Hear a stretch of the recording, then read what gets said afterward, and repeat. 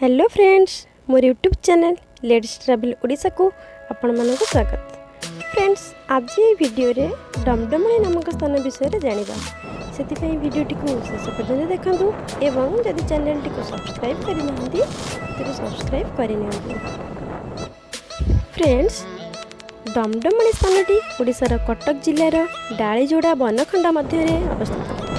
भुवनेश्वर यार दूरता 50 kilometre, Cuttack 25 kilometre एवं चौद्वार प्राय 12 किलोमीटर मध्य अवस्थित। चौद्वार आसवा सुविधाजनक होता है।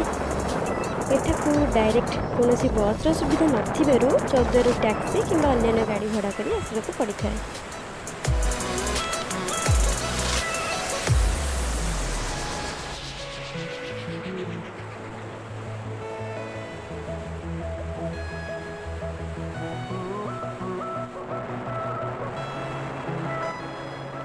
सामने रे देखंतु इनफॉरमेशन बोर्ड।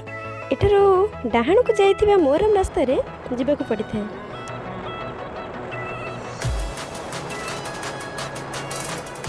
एठारे बेले बेले बणुआ हाथी माने बाहरी थांती, माने प्राय राति टाइम रे बाहर थांती।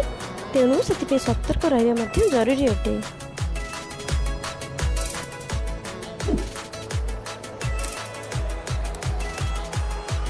एठारे पाखापाखि 2 किलोमीटर पर आम आसी माँ बन दुर्गा बा माता डमडमणी पीठरे पहुँचलु।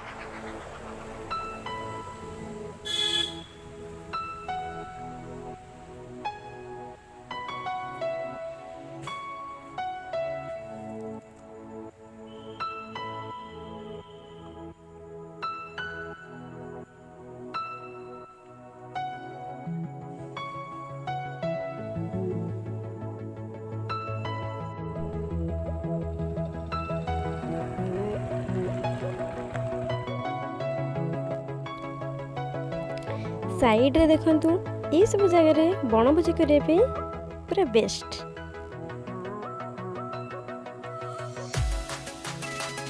पिकनिक टाइम रे बहुत लोग आसी थांती एठारे फीस्ट करबा पई। एठारु आगु को गले सेटे देखो छोट डैम रही, बहुत सुंदर प्लेस।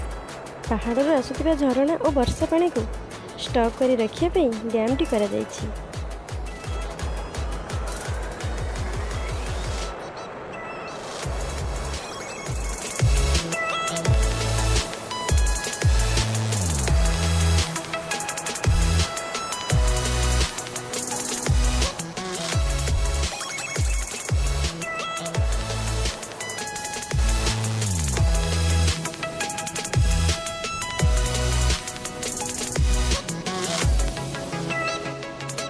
बहुत ब्यूटीफुल प्लेस होइतिबारु पिकनिक टाइम रे बहुत पर्यटक आस्थांती।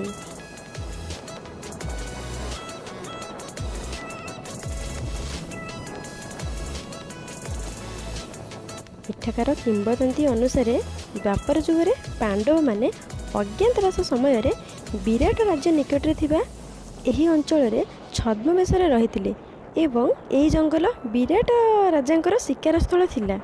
किंतु एबे यह जातीय संरक्षण जंगलर अंशविशेष।